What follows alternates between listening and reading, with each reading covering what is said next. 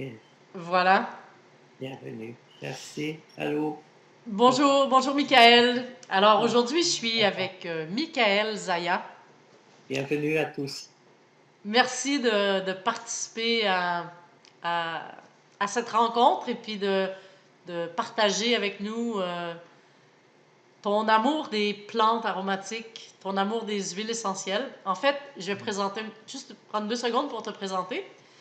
Euh, Oui. Michael habite dans les cantons de l'Est, à Bromont plus particulièrement, et il distille de façon très amoureuse les plantes aromatiques qui poussent au Québec et quelques-unes qui sont dans son jardin. Alors, euh, alors bonjour Michael. Bonjour. Je viens de penser à un mot quand tu as dit amour des plantes aromatiques. Je dis amouratique presque. Tu vois le mot qui est sorti. Les plantes amouratiques. Parce Oui. qu'elles sont remplies d'amour. Elles viennent nous toucher par leur parfum, par leurs essences. Tu vois, aller toucher notre cœur. Hmm. C'est magnifique. Merci.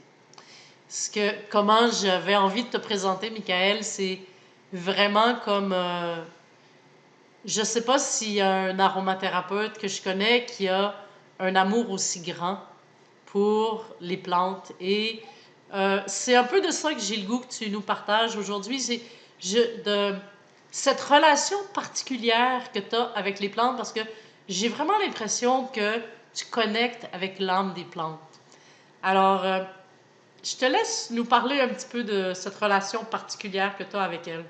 Oui, oui, puis c'est pas facile parce que dans un monde où tout doit être analysé, savoir c'est quoi son nom, c'est quoi sa variété, son nom botanique, puis pour ne pas la confondre, je trouve que oui, il y a ce côté-là qui est important, mais aller au-delà de ça, puis toucher l'âme de la plante que tu ne peux pas analyser avec la Hmm. machine.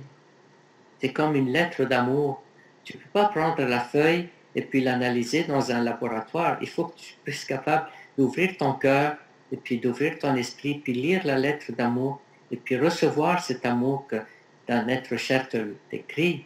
Et puis ça va au-delà, ça va toucher quelque chose de ton cœur qui va aussi amener physiquement un bien-être. Ça Hmm. va guérir. C'est comme Béquet Bobo. Au Québec, on connaît ça. Le Oui. Béquet Puis, Bobo pour toucher l'être. dis-moi, qu'est-ce qui a fait que tu as eu cette relation-là avec les plantes aromatiques? Comment c'est arrivé?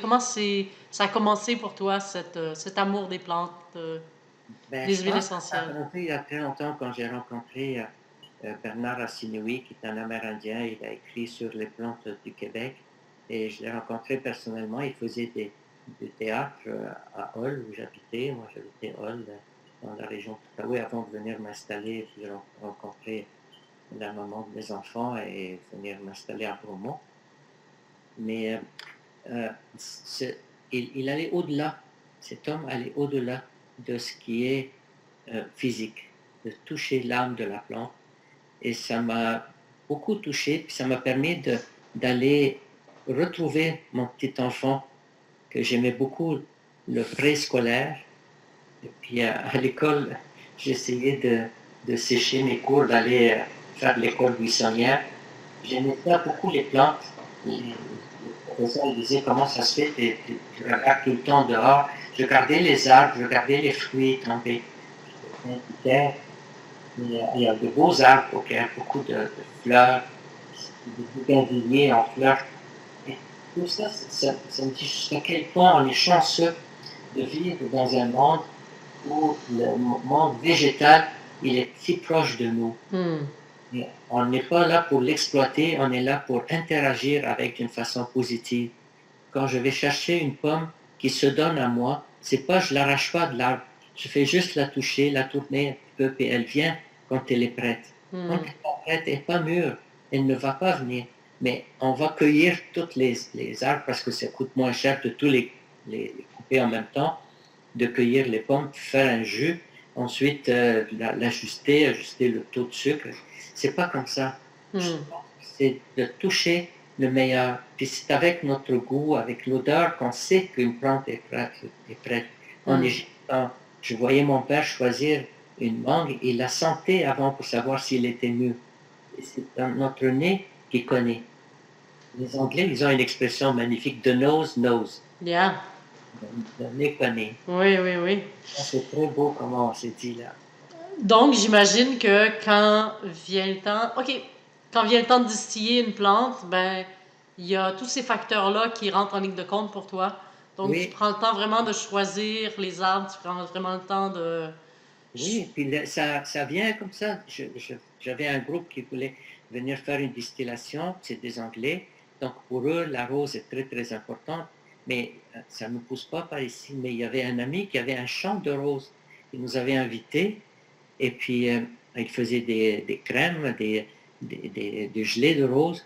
Et il m'appelle le jour même de la distillation pour me dire que son champ est tellement plein de roses qu'il va les perdre si on ne fait pas quelque chose. Il me proposait d'aller les distiller. Le même Wow! jour où j'avais le groupe anglophone qui, eux, ils s'intéressent beaucoup à la rose parce que pour eux, c'est le symbole de leur pays. Et j'aimerais juste préciser qu'au Québec, je me souviens, le terme je me souviens vient d'une phrase qui a été donnée et qui est au Parlement. Je me souviens que né sous le lys, je grandis ou je crois sous la rose. Je suis né sous la noblesse française et je crois sous la noblesse anglaise parce que la rose c'est l'Angleterre. Hmm. Hmm. Alors, je me souviens, c'est ça notre origine, de ne pas oublier que je suis aussi un enfant du lys. Hmm. On assiste au retour du lys en ce moment. Ah oui, hein? Et est-ce que tu en as? Parce que je sais que tu as des jardins où tu entretiens justement cette relation-là avec les plantes Oui, j'ai des avant roses de les sauvages. distiller. Oui, j'ai des roses sauvages, mais j'adore les manger. Je ne vais pas les prendre sauf quand il y a une grande quantité. Alors, le fait nous en Égypte, on est habitué à utiliser l'eau de rose. Donc, quand on distille, on va plus prendre Hmm. l'hydrolat de rose que l'essence. Parce que l'essence, c'est quelques gouttes qui poussent, qu'on peut recueillir. Oui, exactement, parce que je crois que ça prend, je sais pas combien de tonnes de roses pour faire un litre. Wow, c'est incroyable. Ah oui, c'est ça. Ça dépend à quel moment c'est cueilli, dans quel endroit, qu'est-ce qu'il y a eu comme température avant. Tout ça influence sur la qualité. Donc, il faut y aller intuitivement pour savoir est-ce que c'est prêt, est-ce que c'est le moment de l'accueillir. C'est la même chose avec les conifères. Quand on veut cueillir un conifère, on ne fait pas ça n'importe comment, ça pour aller chercher l'essence. On attend que la plante soit prête pour se donner. Comme la Hmm. pomme, quand elle est prête, elle se donne. Et très heureuse. L'arbre était content quand il voit que ça nous fait du bien. Hmm, absolument. C'est différent que d'utiliser ça d'une façon productive là, pour aller chercher. Non, Hmm. on ne prend pas, on reçoit ce que la plante nous donne. Ouais. Je vais revenir avec toi dans une autre vidéo pour que tu nous parles justement des conifères. Mais Oui, juste là, j'aimerais ça que juste pour nous faire saisir qu'est-ce que les plantes nous disent, là, j'aimerais ça que tu nous parles un petit peu de l'aspect plus subtil justement de la rose. Qu'est-ce qu'elle nous apporte? Qu'est-ce qu'elle nous dit, la rose? Qu'est-ce qu'elle nous permet à nous, les êtres humains, quand on est en relation avec elle? oui, c'est tellement magnifique. Oui, c'est vraiment la, la rose, c'est tellement touchant aussi. Il y a un proverbe bulgare qui dit si ton cœur est une rose, ta bouche dira des mots parfumés. Hmm. Très beau.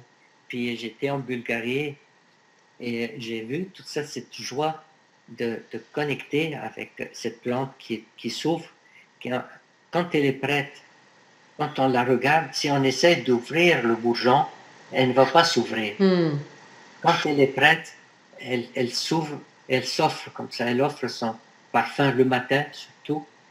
Et de voir cette fleur qui est pleine de pétales, pleine d'amour, quand je montre aux gens comment l'accueillir, puis la goûter, comment c'est bon, et ils sont étonnés de voir comment mange les pétales.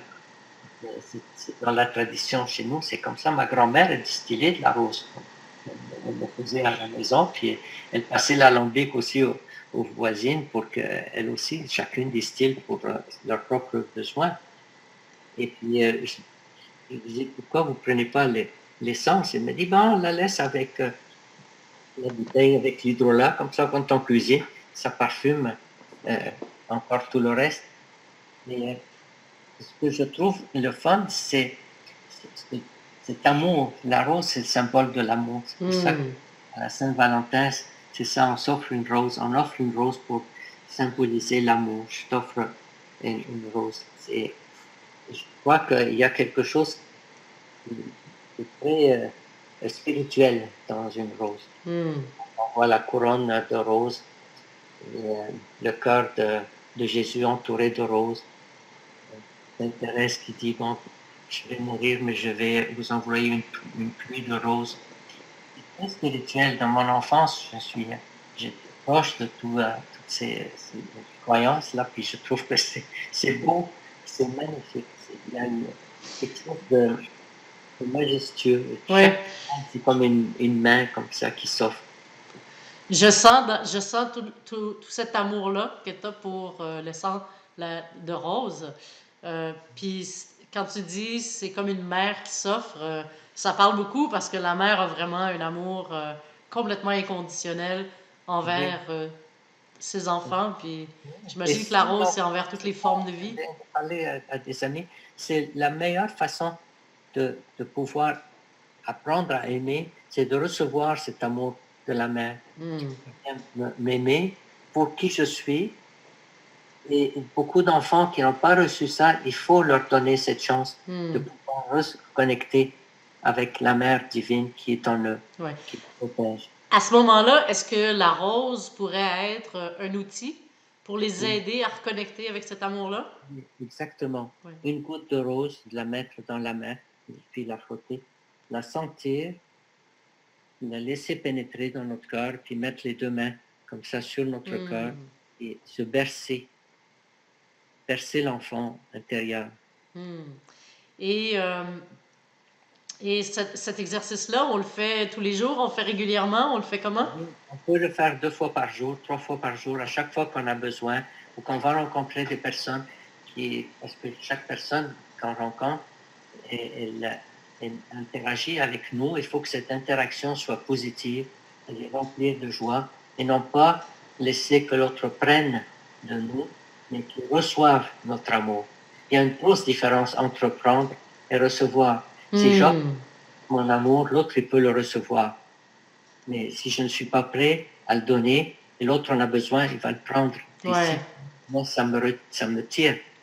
Je n'ai pas besoin d'aller au-delà de qu'est-ce que je peux offrir. Il faut que ma chandelle soit forte, que ma flamme soit allumée, qu'elle soit solide. Là, je peux passer la flamme. Je ne donne pas mon flambeau. Donc, pour avoir l'impression d'être capable d'offrir l'amour, il faut d'abord le recevoir. C'est ça, et on peut le faire avec la rose, on peut le faire avec l'huile essentielle de rose. Oui. Et après, ben, on n'aura plus l'impression qu'on nous prend notre amour, mais on aura l'impression qu'on est capable de l'offrir. L'offrir, exactement. Wow! Merci pour cette distinction-là, Michael. C'est vraiment intéressant. Oui, et c'est des roses de l'extérieur. Il faut avoir des rosiers. Et au Québec, ça pousse tellement bien. En Gaspésie, c'est plein de rosiers sauvages. Vraiment, c'est tellement beau. Et puis, mais j'étais dans des serres de roses. Elles sont très belles, elles sont bien poussées, elles peuvent rester longtemps, ils mettent des substances pour que ça dure longtemps. Mais je les regarde, je sentais, ça ne sentait pas. Je disais, mais comment ça se fait, vos roses? Ils ne sont pas, on ne peut pas faire une distillation de ces roses-là. Ils n'ont pas cette essence. C'est juste, je ne sais pas, c'est quelque chose. Il manque de quoi? Il manque l'amour que tu as pour elle. Oui, oui. Moi, je pense que c'est ça. Il manque l'amour que tu as pour elle. Oui. Puis, dis-moi, Michael, je sais que chez toi, tu as un alambic, un petit alambic maison, là. Est-ce que tu arrives à faire de l'essence de rose avec ton alambic? Oui, oui, mais il faut vraiment que ce soit dans une période où il y en a beaucoup et il faut l'accueillir le matin même parce qu'elle ne reste pas. L'essence, elle s'évapore très vite. OK. Donc, il faut le faire rapidement et puis avec une pression qui soit juste, pas trop de pression et puis d'avoir la bonne température aussi pour ne pas que ça brûle. Là, si on Ouais, c'est délicat l'essence de rose, hein? c'est pas une Puis, compote, là. dis-moi, par exemple, dans ton alambic, tu arrives à faire combien d'huile essentielle à peu près? Ben, je dirais que ça peut arriver jusqu'à 5 à 10 millilitres, dépendamment. Wow! Oui. Mais j'ai quand même presque une dizaine de litres d'hydrolat. Oui, c'est ça. Puis, ton alambic, il contient à peu près combien de roses? Tu pourrais mettre combien de... Oh, je peux en mettre l'équivalent de peut-être 3000 roses à peu près. 3000 roses pour obtenir 5 à 10 millilitres Oui, d'huile essentielle. oui. C'est quand même assez exceptionnel, hein? On voit comment c'est précieux l'essence de la rose. Oui, ça prend à peu près 30 roses pour faire une goutte. Wow! C'est Alors, quand on incroyable veut quand faire même, une hein? goutte de rose, là, c'est vraiment un cadeau de 30 roses. Alors, 30 roses pour 1 dollar, c'est pas cher. Wow! C'est comme- Je comprends, je comprends. Et on peut la diluer dans de l'huile de jojoba qui est assez stable et puis ça permet de l'étendre quand même bien. Et, et ça permet aussi que ça dure plus longtemps quand on la met sur les mains. Hmm, Ça dure plus longtemps. ouais. À ce Je moment-là, on peux, la mettrait dans quelle proportion? une goutte dans une bouteille une goutte, c'est assez pour une bouteille de 5 millilitres. Une goutte d'huile essentielle pour un flacon de 5 millilitres d'huile de jojoba. Oui, oui, ça va sentir, puis ça va rester. C'est vraiment Ouais. nécessaire Wow. dans. Ça peut être une façon de se faire un joli parfum. Oui, on peut Euh, en mettre jusqu'à 10%. Je peux mettre 20 gouttes comme je veux, mais ça dépend. Si je veux l'énergie, c'est comme au niveau subtil, c'est comme à dose homéopathique. hmm. Quand c'est dilué, et quand je le fais, je mets le bocal dans un bol de cristal et je fais vibrer le bol pour que l'énergie Wow. se répande dans toutes les molécules aussi du jojoba. Hmm. Alors, je trouve ça vraiment super.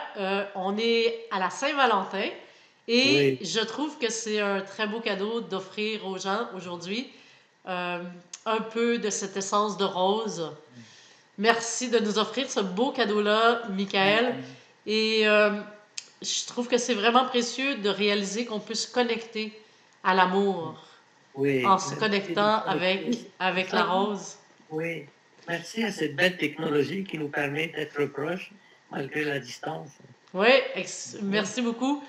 oui, Sur ces mots, ben, je vous invite à vous joindre au groupe Retour à l'essentiel pour ceux et celles qui ont envie de continuer de nous suivre et de recevoir ces vidéos-là qui partagent l'amour des huiles essentielles. Et en attendant, mais je vous souhaite une très joyeuse Saint-Valentin. Merci, oui. Michael, d'avoir été avec nous aujourd'hui. Plein d'amour à Merci tous. pour Merci. le cœur avec lequel tu nous as partagé ton amour de la rose. Et Merci. je vous retrouve très bientôt. J'ai d'ailleurs d'autres vidéos que je prépare avec Michael euh, dans les prochains jours. Alors, je vous dis à bientôt. Merci. Bye bye. Bye, Michael. Merci beaucoup.